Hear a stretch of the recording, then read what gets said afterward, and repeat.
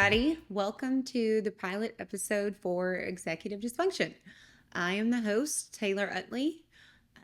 Excited to come on here today and really just tell you a little bit about myself, be a little vulnerable, and lay the foundation for the rest of the season. For starters, in my professional role, I'm an education administrator and a adjunct professor. This is, however, something I'm doing as a passion project. It started out as a hobby and also something I wanted to do as a part of my own healing work, and really turned into something else that I wanted to take a little more seriously and try and connect with other people out there that could relate to my story and maybe even help someone. I know that as a really private person, I have found a lot of comfort over the years, just in reels or TikToks that people have been vulnerable enough to put out there. And it's just really helped me feel not alone in my own struggles. And I appreciate everyone who has paved the way to making content like that and being vulnerable in that space.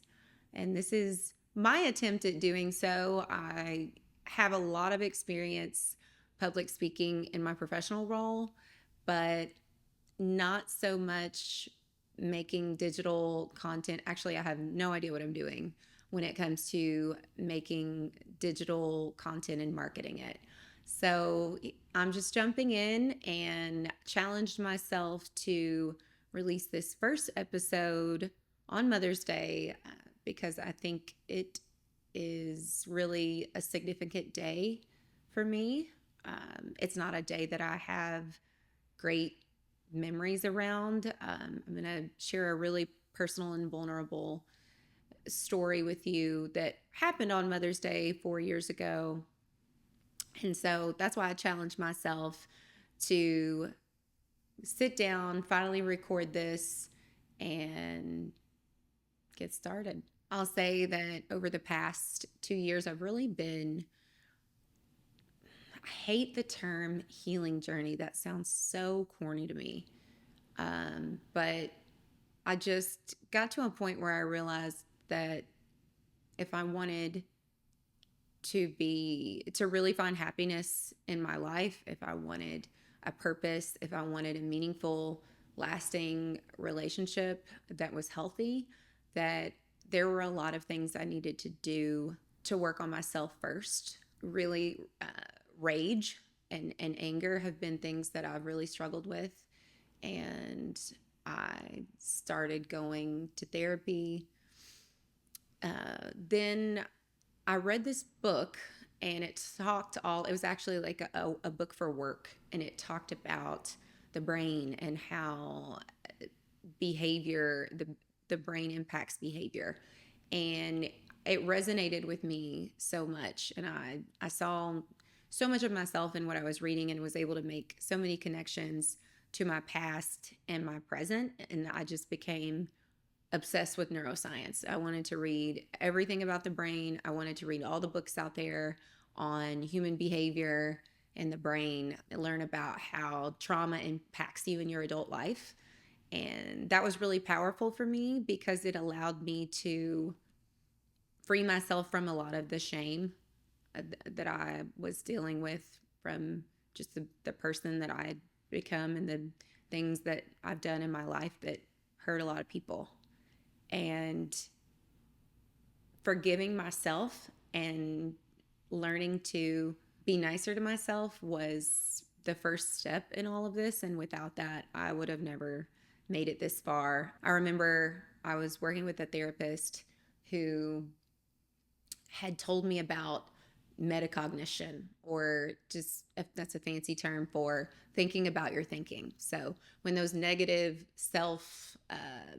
that negative inner critic comes up, those thoughts come in, to challenge them. And I remember when I started doing that, I thought, oh my God, this is so much work to think about every thought.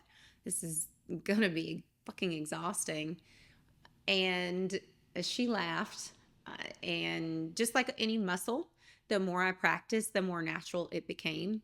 And now I'm to the point where it's just automatic that if something negative comes up, I'm like, no, I'm not. I know what that is, and let me reframe that narrative. I know what it is like to embody all of this, or to have all of this knowledge, and to read all the self-help books and to know what you're supposed to do. I know all the cliches, love yourself, all those things. What does that even mean? How you can't just do that. I think in learning all of those things, it was so frustrating because it was like this internal battle where I was pleading with myself, like, why am I like this? Why is my brain like this? Why do I get so consumed with emotions that they take control of me? I mean, it's emotional reactions to certain things that cause physical pain, that you just want to numb and you can't, because that's not how you release them. But I didn't know that for a really long time. So, it doesn't matter how smart you are, how much you know about what you're supposed to do, you can't logic your way out of that feeling. And now that I have started to be able to embody some of the things that I've studied through learning what those things really meant, and what actions I had to have the strength to take, because it's not just about knowing what you need to do, it's about small actionable things that you do and practice over and over and over again. And I'm finally starting to see the other side of that work. Definitely far from perfect, but there is nothing like feeling strong enough to break old patterns because you've been able to hack your brain's hardwiring. That is just a really amazing feeling. And when I look at myself and how I handle certain situations and how I'm able to work through certain things now versus, 3 months ago, 6 months ago, a year ago, 5 years ago, 10 years ago, I'm incredibly proud. So I want to share a little bit about myself in this episode, and then there'll be more things that I'll talk about when they're relevant, in future episodes that have a more specific focus and topic. Going back to Mother's Day and the significance of Mother's Day in telling this story, I became estranged from my own mother. Well, really, I mean, we've kind of always been estranged. I've never really felt a connection to her, but estranged as in going no contact on Mother's Day 2020, so almost right at 4 years ago. And I didn't realize it at the time. I thought I was just processing through it, but it was one of the most painful days of my life, not because I wasn't going to talk to her anymore, but more all of the things that it brought up for me. And then also the grief, I think, of not having a mother in general. I think it's been hard for me to realize and admit to myself just how painful never having that has been and how it's affected me. But it was Mother's Day, and for a long time I bought into her guilting of me to be around her every now and then. So it was Mother's Day, obviously, so I was gearing up to spend an obligatory couple hours with her, hopefully disassociated the whole time. That's one of the few times a year where I felt like there was no excuse not to be around her. And I hated being around her because every second in the presence of her, I could just feel myself crawling out of my skin with hatred for her. Any misstep on her part, a tone, her looking for something, couldn't find something, bugging me, asking me for something, just enraged me.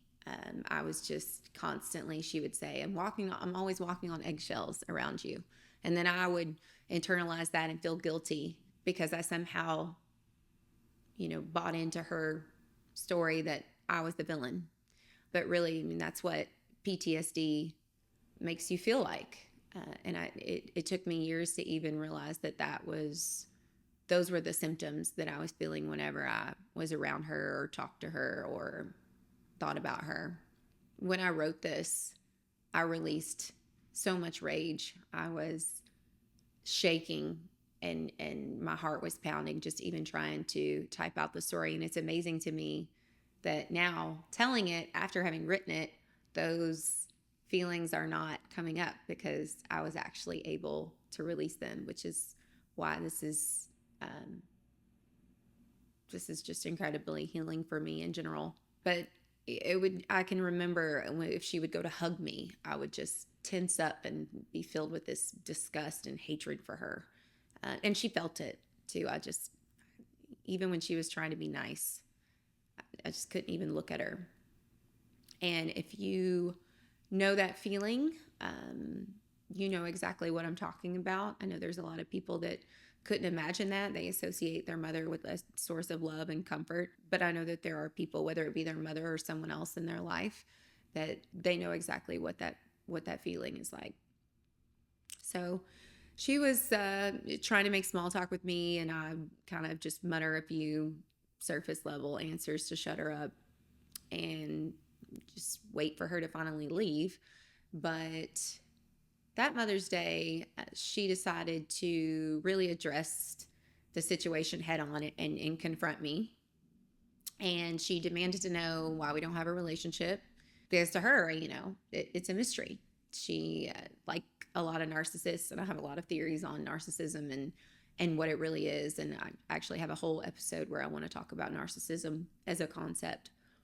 But she takes no accountability for anything that she's done. She acknowledges none of the abuse, and instead, she constantly tells anybody that would listen, whoever she talks to, that she hasn't ran out of her life, that I'm how self-centered and ungrateful that I am, and paints herself as the victim. So of course she would ask me, why do we not have a relationship? And I was like, okay, you know what? Fine. If you will go and you'll get on medication to stabilize your mood, and you'll consistently take the medication, you'll stay on it this time, maybe we could talk about it. And she stood up and she was like, I don't have bipolar. God healed me. If I ever had bipolar, God has healed me from it. And another thing about her, and the reason that I really struggle with my own distaste for organized religion, is her weaponizing God against my brother and I. But that's a whole nother story. So she said, I don't need medication. You wouldn't know. You're not around. And I just lost it. I just couldn't stand to be gaslit by her one more time, like I was crazy. And I said, you know what? Get out then. And she was like, well, I remember it's so clear. She looked at me and she was like, if I leave, I'm never coming back. And I said, get the fuck out.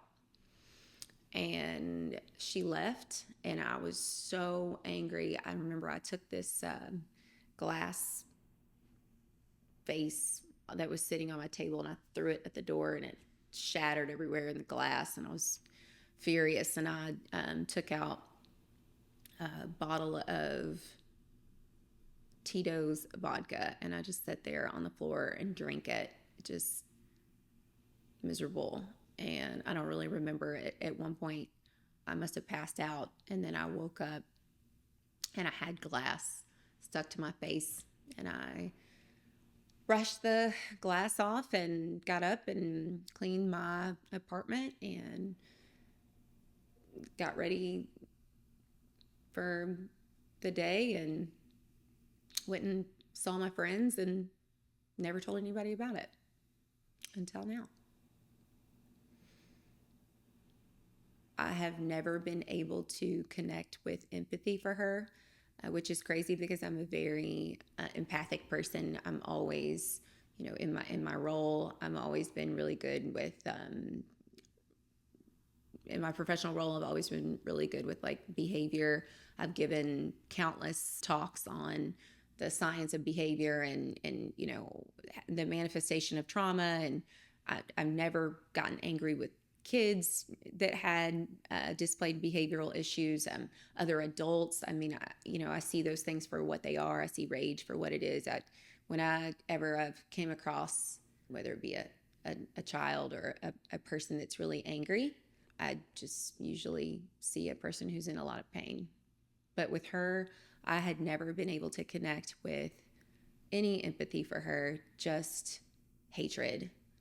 And through some really intense work and just different modalities that I hadn't tried before that I won't fully go into, but I have done a lot of EMDR, which, if you don't know what that is, it's something that a trained professional can do. It's where they mimic REM sleep and help you to get to the root of some of your core beliefs and then change those core beliefs. It's actually really interesting. It's part of what I was talking about trying to actually go back and hack your brain's hardwiring and change your perspective and change the way your brain processes things. But I was at one point able to connect with some empathy for her when I learned the source of her pain.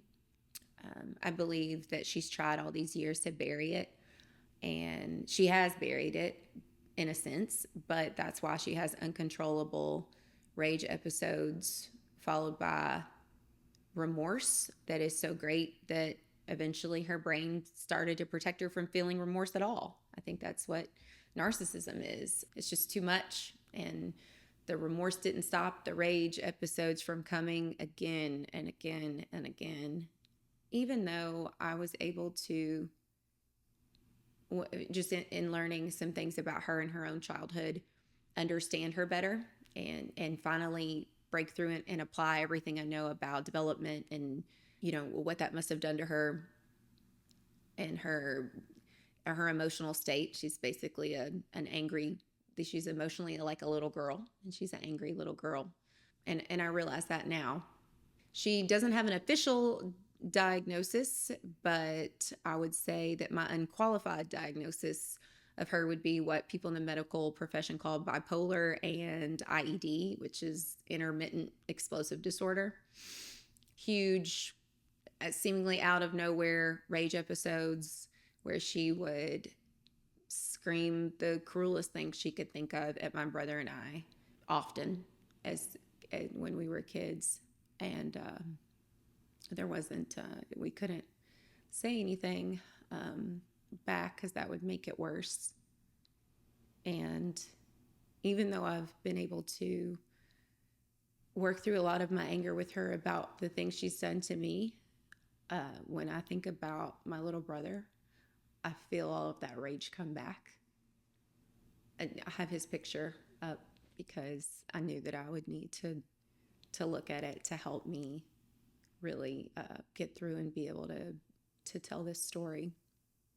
So as an adult, I realize all these things, but the thing about your memories is that they are stored in your brain from the perspective of the age you were when they occurred. So all of those memories from when you were 4, when you were 10, when you were 14, those memories were created through the lens of whatever level of development your brain had at 4, at 10, at 14. A brain that lacks context, a brain that isn't capable of understanding, oh, this is a hurt person and hurt people. This isn't about me.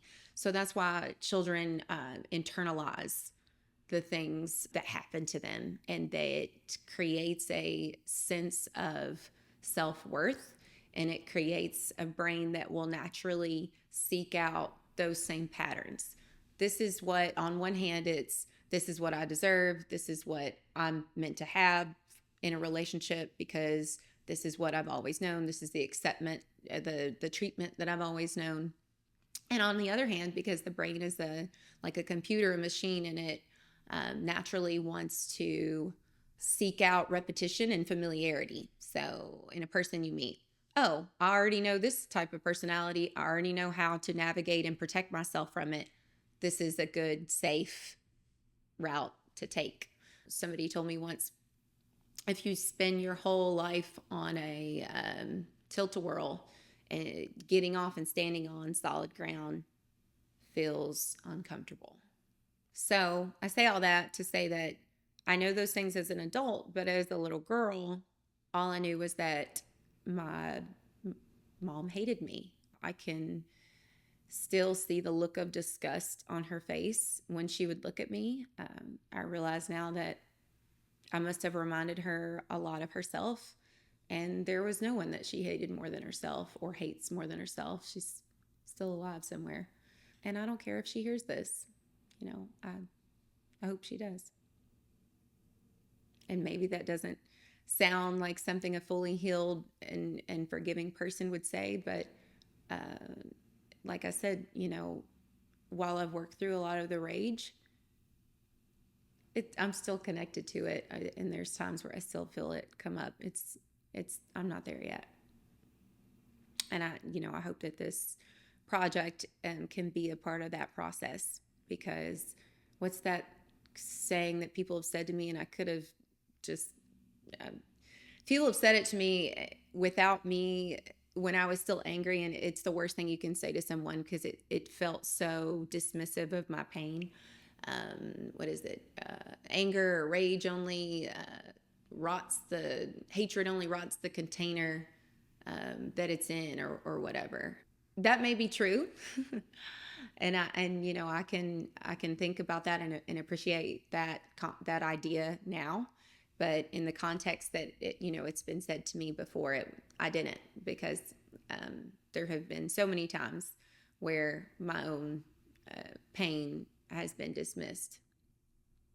Studying trauma and its impact these past couple years, I've learned that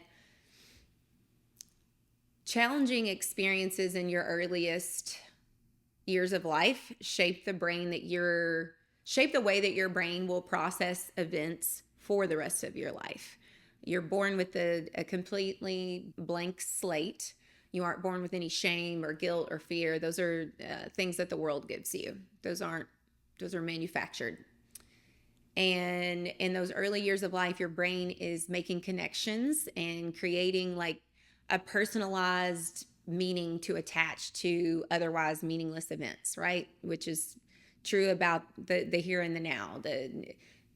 We give meaning to things or events, and everybody does that differently based on the way their brain processes things. So it's like everything that you experience as a young person created this lens through which you see the world. I see it in really young children, kids that generally like new adults that they've never met before, and they're friendly, and you ask them to do something at school, they'll go do it because their brain says people are trustworthy. You can trust people.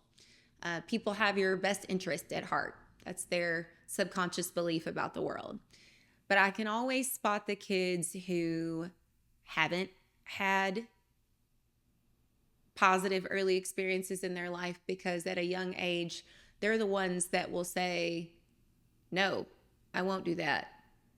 Or, those are the ones that if they don't know who you are, they don't trust you. They just assume you're not trustworthy. You have to earn their trust, because their brain, and now you have to work hard at that, because their brain tells them people are not safe. People do not have your best interest at heart.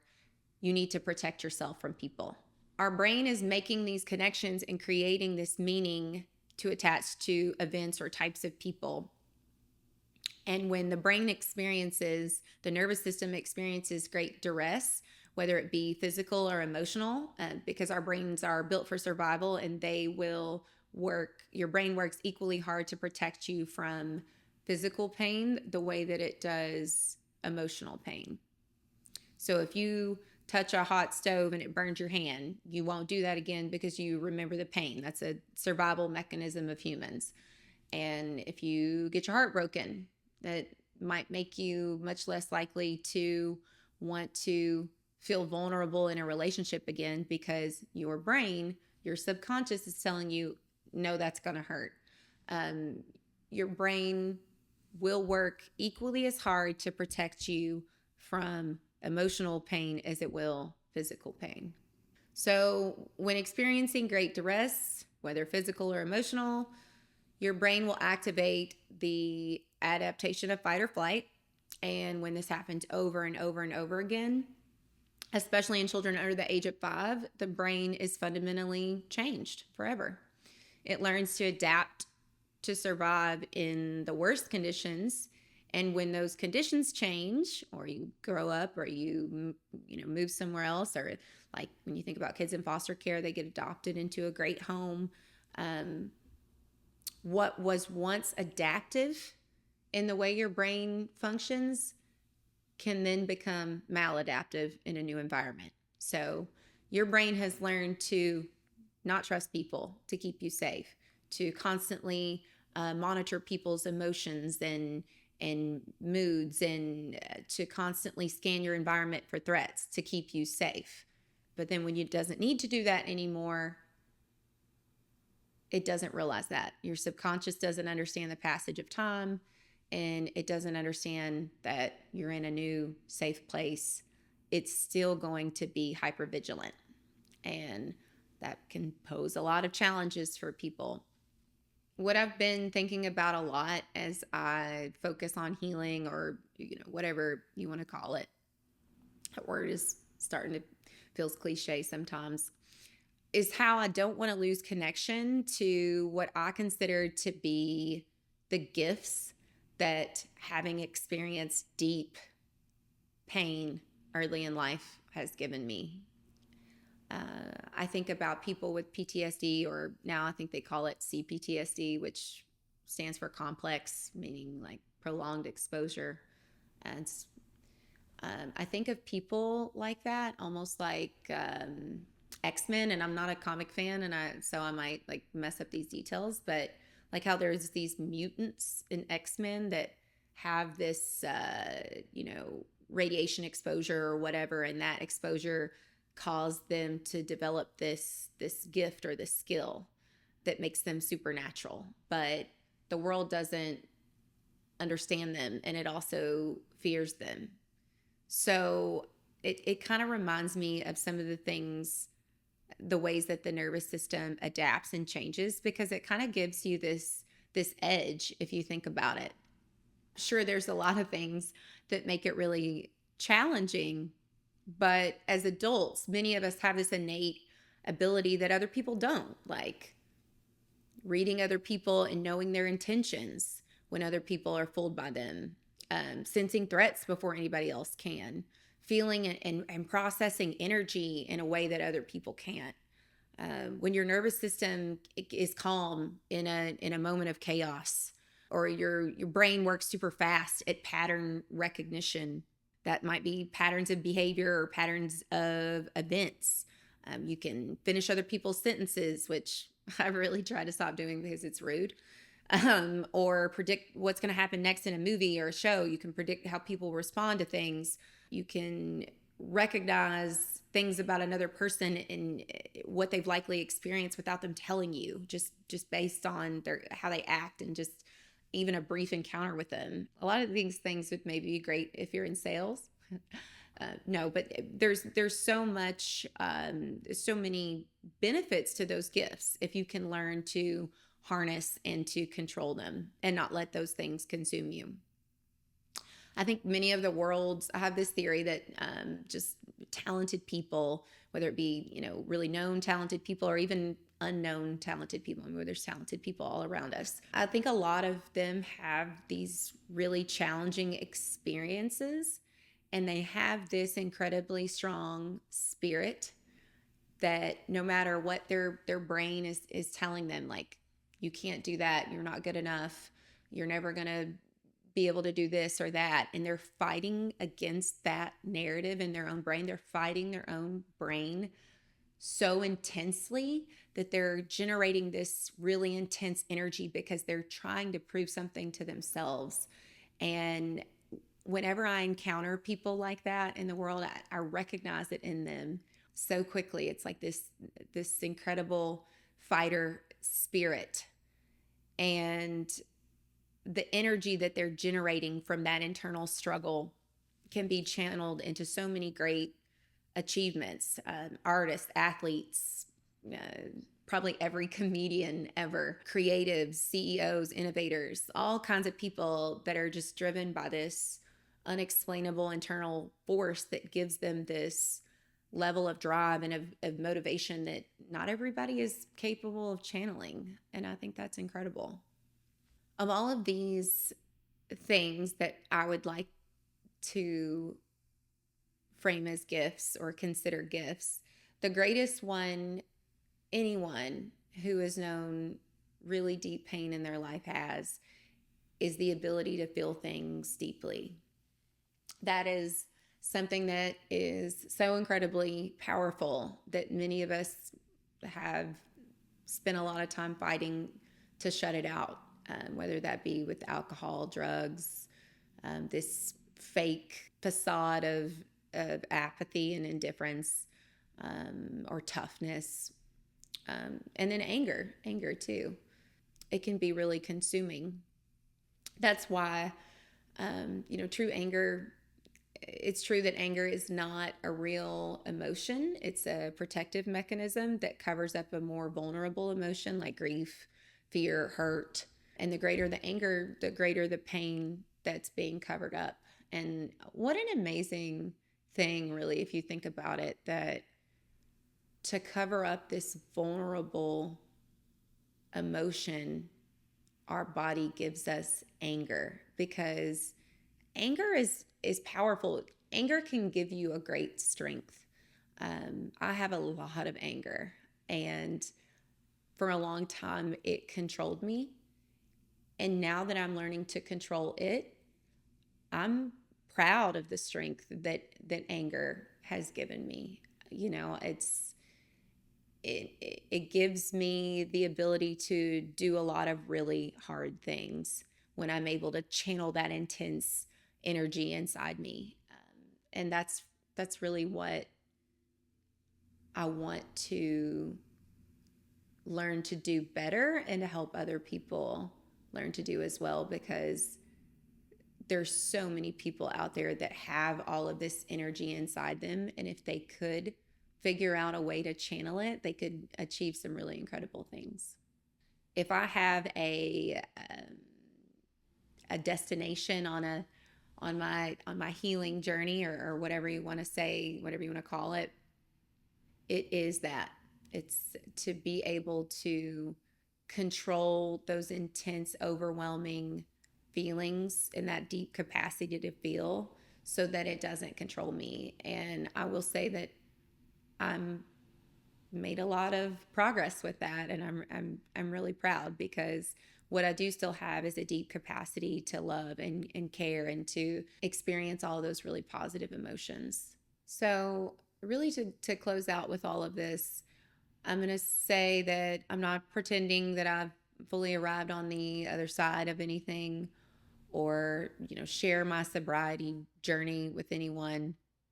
But I really do believe that for the first time in my life, I'm on the brink of finding true peace and joy and happiness. And I don't even think that I knew what those things really felt like before.